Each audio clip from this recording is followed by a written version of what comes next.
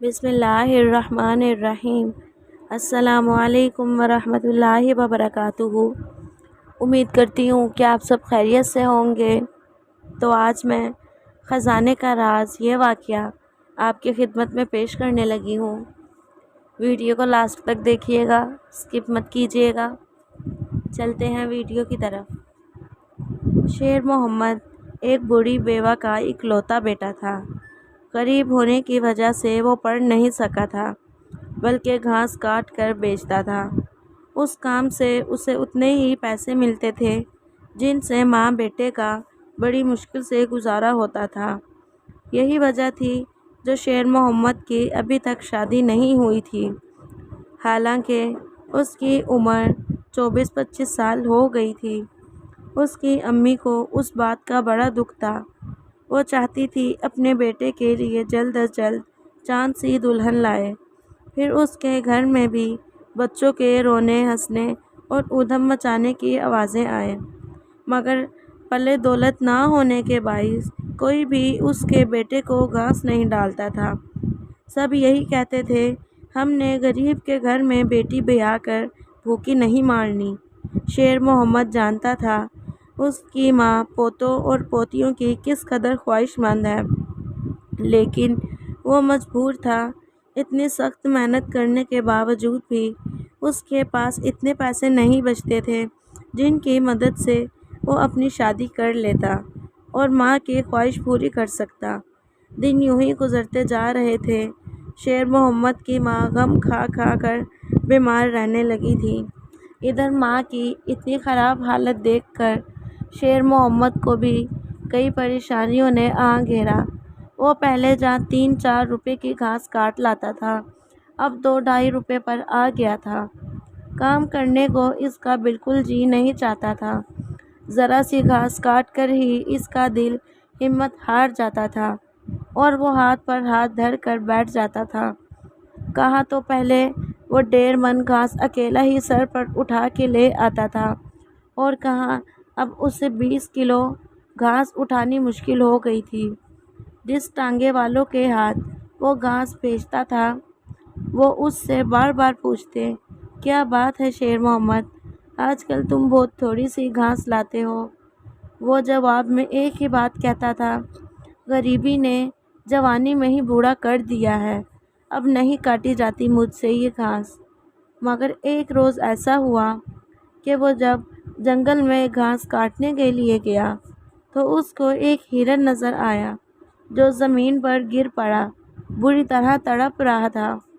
شیر محمد دوڑ کر جو ہی اس ہرن کے پاس پہنچا تو یہ دیکھ کر دنگ رہ گیا کہ اس ہرن کی گردن میں ایک لمبا سا تیر چبھا ہوا تھا، جس کی وجہ سے اس بیچارے کی زخمی گردن سے دھڑا دھڑ خون نکل رہا تھا۔ شیر محمد نے آؤ دیکھا نہ تاؤ اور جلدی سے اس تیر کو ہرن کی گردن سے کھینچ لیا۔ پھر اس نے اپنی قمیص کا دامن پھاڑا اور ہرن کے زخم پر کپڑا باندھ دیا۔ اس کے ایسا کرنے سے ہرن کا لہو نکلنا رک گیا اور ہرن موت کے منہ میں جانے سے بچ گیا۔ اتنی دیر میں گھوڑے پر بیٹھا ایک شکاری وہاں آ گیا، جسے دیکھتے ہی زخمی ہرن اچھل کر کھڑا ہو گیا اور زخمی حالت میں ہی ایک سمت کو بھاگ نکلا، اور اس سے پہلے کہ وہ گھوڑے سوار شکاری اس پر دوسرا تیر چلاتا، ہرن گھنی جھاڑیوں میں گم ہو گیا۔ اس شکاری کو بے حد غصہ آیا۔ اس نے گھوڑے سے چھلانگ لگائی اور آگے بڑھ کر شیر محمد کو مکے اور ٹھڈے مارنے شروع کر دیے، ساتھ ہی گندی گالیاں نکالنے لگا۔ اپنا غصہ نکال کر شکاری چلا گیا۔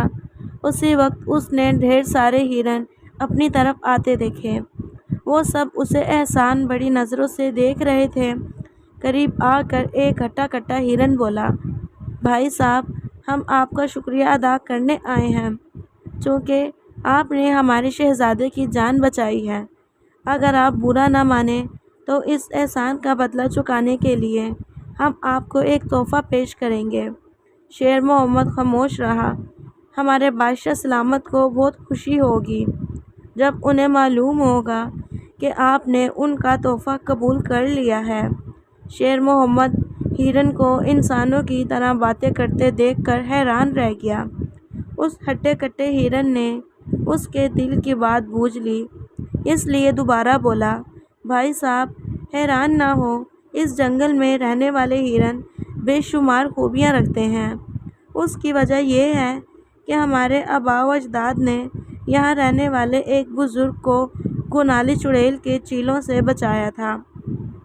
اس نے ہمارے بڑوں کو بہت ساری قوتیں عطا کی تھیں، جن میں انسانوں کی طرح بولنا شامل تھا۔ یہ واقعہ 4000 سال پہلے کا ہے۔ ان قوتوں کے علاوہ اس نوک بزرگ نے ہمارے آباء و اجداد کو گونالی چڑیل کا خزانہ بھی دیا تھا۔ وہ سونے کے صندوق میں بند ہے۔ اس صندوق کو آج تک کسی نے نہیں کھولا، کیونکہ ہمارے لیے ہیرے جواہرات وغیرہ بیکار ہیں۔ بھلا ہم جنگلی جانوروں کو خزانوں سے کیا کام؟ اب ہمارے بادشاہ سلامت وہ خزانہ آپ کے سپرد کرنا چاہتے ہیں تاکہ آپ کا احسان اتار سکیں۔ ہرن نے بات مکمل کی تو شیر محمد نے جلدی سے کہا، گونالی چڑیل کا خزانہ میرے لیے مصیبت نہ کھڑی کر دے، میں غریب آدمی ہوں، کہیں لینے کے دینے نہ پڑ جائیں۔ ہرن اس کی تشویش کے جواب میں بولا، اس کے متعلق تو میں کچھ نہیں کہہ سکتا، ہم نے کون سا وہ صندوق کھولا ہے، جیسے تھا ویسے کا ویسی ہی ہزاروں سال سے بند پڑا ہوا ہے۔ تو پھر شیر محمد نے سوالیہ نظروں سے ہرن کی طرف دیکھا۔ میرا خیال ہے آپ کو اس سے کوئی نقصان نہیں ہوگا، ہرن بولا۔ شیر محمد ہرن کے دلاسا دینے سے مطمئن ہو گیا۔ یوں بھی اس نے دل میں سوچا، اس وقت جس طرح کی زندگی گزار رہا ہوں، اس سے بڑھ کر اور کیا ذلیل ہونا ہے۔ چڑیل کا خزانہ زیادہ سے زیادہ مجھے کیا ذلیل کرے گا؟ چنانچہ اس نے گونالی چڑیل کا خزانہ لینے کے لیے ہاں کر دی۔ ہرن اسے جنگل کے بیچوں بیچ اپنے بادشاہ کے پاس لے گئی۔ ہرن بادشاہ نے پہلے تو اس کا بے حد شکریہ ادا کیا، اس کے بعد 2 موٹے تازے ہرنوں کے ساتھ جنگل میں واقع بھامرا جھیل کی جانب روانہ کر دیا، جس کے اندر خزانہ بند تھا۔ بھامرا جھیل کے کنارے پہنچ کر ہرن بنے شیر محمد سے مخاطب ہو کر کہا، ہم پانی میں داخل نہیں ہو سکتے بھائی صاحب، آپ ایسا کریں کہ 100 قدم پیچھے ہٹ کر دوڑتے ہوئے آئیں اور پورے زور سے جھیل میں چھلانگ لگا دیں، جہاں پر گریں وہیں خزانے کا صندوق پڑا ہے، غوطہ مار کر اسے نکال لیں۔ شیر محمد نے ہرن کی ہدایت کے مطابق جھیل کے کنارے سے 100 قدم دور جا کر دوڑ لگائی اور واپس آ کر جھیل کے پانی میں چھلانگ لگا دی۔ جھیل کی تہہ تک پہنچ کر صندوق کو پکڑ لیا اور اسے کھینچ کر باہر لے آیا۔ صندوق زیادہ بڑا نہیں تھا، ہزاروں سال پانی میں پڑا رہنے کی وجہ سے کیچڑ اور کائی نے اس کا حلیہ بگاڑ رکھ دیا تھا۔ شیر محمد نے قمیض اتار کر کیچڑ صاف کیا اور انہی ہرنوں کے ہمراہ ہرن بادشاہ کے پاس لوٹ آیا۔ ہرن بادشاہ نے خزانہ مل جانے پر پہلے تو شیر محمد کو مبارکباد دی، پھر بڑے ہمدرد انداز میں اسے نصیحت کی۔ گونالی چڑیل کے خزانے اور اس صندوق کے بارے میں بزرگوں کی طرف سے ایک وصیت چلی آ رہی ہے کہ جو شخص نیت کا صاف ہوگا، اس خزانے سے دوسروں کو بھی فائدہ پہنچائے گا، اس پر کوئی بلا نازل نہیں ہوگی۔ اس کے برخلاف اگر یہ خزانہ کسی ظالم، خود غرض، بے عقل اور کنجوس بدمعاش کے قبضے میں چلا گیا تو ساری نسل مصائب میں پھنس جائے گی۔ لہذا آپ اس دولت پر سانپ بن کر نہ بیٹھیے گا، بلکہ دوسرے انسانوں کو بھی فائدہ پہنچائیے گا۔ شیر محمد ہرن بادشاہ کی اس تلقین کو پلے باندھ کر گھر آ گیا۔ گھر پہنچ کر اس نے سارے واقعہ اپنے ماں کو بتا دیا۔ گونالی چڑیل کا نام سن کر اس کی ماں دہشت کھا گئی۔ نہ بیٹا شیر محمد، ہمیں ایسے خزانے کی ضرورت نہیں ہے جس کی پہرے داری چڑیل کرتی ہو، کیا معلوم خزانے کو کھول لینے کے بعد ہم سے وہ شرطیں پوری نہ کی جا سکیں جن کا ہرن بادشاہ نے بتایا ہے۔ اس صندوق میں خوشیاں نہیں پریشانیاں بند ہیں، اسے بند ہی رہنے دو، ہم غریب ہی اچھے ہیں۔ شیر محمد ماں کی بات سن کر بالکل ہی ہمت ہار گیا۔ اس نے صندوق کو گھاس کے ڈھیر میں چھپا دیا، مگر جب سونے کے لیے لیٹا، دولت کا لالچ اسے تنگ کرنے لگا۔ گھر آئے خزانے کو استعمال نہ کرنا اسے پاگل پن محسوس ہوا۔ چنانچہ دل کو مضبوط کر کے وہ چارپائی سے اترا اور ماں کی نظر بچا کر گھاس کے ڈھیر کے پاس جا بیٹھا۔ صندوق نکال کر اس نے گھٹنوں پر رکھا اور اس کو کھولنے کے جتن کرنے لگا۔ چونکہ پانی میں پڑا رہنے کے باعث کنڈی خراب ہو گئی تھی۔ جو ہی کنڈی ڈھیلی ہوئی، شیر محمد کا دل زور زور سے دھڑکنے لگا۔ اسے یوں لگا جیسے آسمان گرجنے لگا ہو اور زمین لرزنے لگی ہو۔ اس کا سارا بدن پسینے میں بھیگ گیا۔ اس نے جلدی سے صندوق کو زمین پر رکھ کر دل تھام لیا اور لمبے لمبے سانس لینے لگا۔ کچھ دیر ٹھہر کر اس کی دھڑکنیں درست ہوئیں تو اس نے زیر لب کہا، میں اس صندوق کو بالکل صاف نیت سے کھول رہا ہوں۔ میں وعدہ کرتا ہوں کہ اس میں جو خزانہ بند ہے اسے دوسرے لوگوں پر بھی خرچ کروں گا، ہسپتال تعمیر کراؤں گا، سڑکیں بنواؤں گا، اسکول کھلواؤں گا، باغ لگواؤں گا، لنگر خانے جاری کروں گا، معذوروں، محتاجوں، مسکینوں، بیواؤں اور بوڑھوں کو سب سے زیادہ فائدہ پہنچاؤں گا۔ اگر میں ایسا نہ کروں تو جو سزا مجھے ملے گی میں اسے قبول کر لوں گا۔ یہ عہد دہرا کر اس نے آنکھیں بند کر لیں اور صندوق کا ڈھکن اٹھا دیا۔ ڈھکن اٹھنے کی دیر تھی کہ سارے گھر میں بھینی بھینی خوشبوئیں پھیل گئیں، ساتھ ہی ہر شے تیز روشنی میں نہا گئی۔ شیر محمد نے آنکھیں کھولیں تو اس کے حواس گم ہو گئے۔ اس کی آنکھیں پھٹی رہ گئیں، کیونکہ صندوق میں ایسے ہیرے اور سچے موتی پڑے ہوئے تھے جن میں سے رنگ برنگی روشنی پھوٹنے کے علاوہ خوشبوئیں بھی اڑ رہی تھیں۔ شیر محمد ان بیش بہا موتی کو پا کر خوشی سے دیوانہ ہو گیا اور چیخیں مارنے لگا۔ اس کی ماں نے اس کی چیخیں سنی تو گھبرا کر چارپائی سے گر گئی، پھر آ کر اس سے لپٹ گئی اور اسے ہلا ہلا کر پوچھنے لگی، شیر محمد، شیر محمد، کیا بات ہے بیٹا؟ شیر محمد، کیا ہوا ہے تمہیں؟ شیر محمد نے ماں کو جواب دینے کے بجائے اس کے سامنے صندوق رکھ کر دوبارہ اس کا ڈھکن اٹھا دیا۔ بس پھر کیا تھا، دونوں ماں بیٹا مل کر موتیوں سے اپنی مٹھیاں بھرنے لگے اور کہکے لگانے لگے۔ صبح ہوتے ہی شیر محمد نے ان موتیوں میں سے ایک موتی لیا اور بہت دور کے ایک شہر میں جا کر بیچ دیا۔ اس موتی سے اسے اتنی دولت ہاتھ آئی کہ اس سے وہ دولت سنبھالنی مشکل ہو گئی۔ چنانچہ اس نے آدھی دولت شہر میں گھوم پھر کر فقیروں میں بانٹ دی اور باقی پیسوں کا اسی شہر میں ایک محل نما مکان خرید لیا۔ اب وہ جدی پشتی شہر میں نہیں رہنا چاہتا تھا تاکہ لوگ بلا وجہ اسے تنگ نہ کریں، اس سے یہ نہ پوچھیں کہ کل تک تو وہ 2 وقت کی روٹی کے لیے ترستا تھا، آج اس کے پاس اتنی ساری دولت کہاں سے آ گئی۔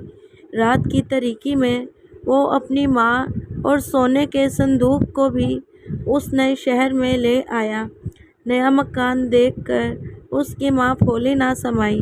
وہ کبھی اس کمرے میں جاتی اور کبھی اس کمرے میں ساتھ ہی ساتھ شور مچاتی کہ اب میں دیکھتی ہوں کون اپنی بیٹی میرے بیٹے کو نہیں دیتا، کسی نواب کے گھر بھی آؤں گی اپنے بیٹے کو۔ شیر محمد نے زندگی میں پہلی مرتبہ ماں کے چہرے پر سچی خوشی دیکھی تھی تو اسے بھی بڑی خوشی ہوئی۔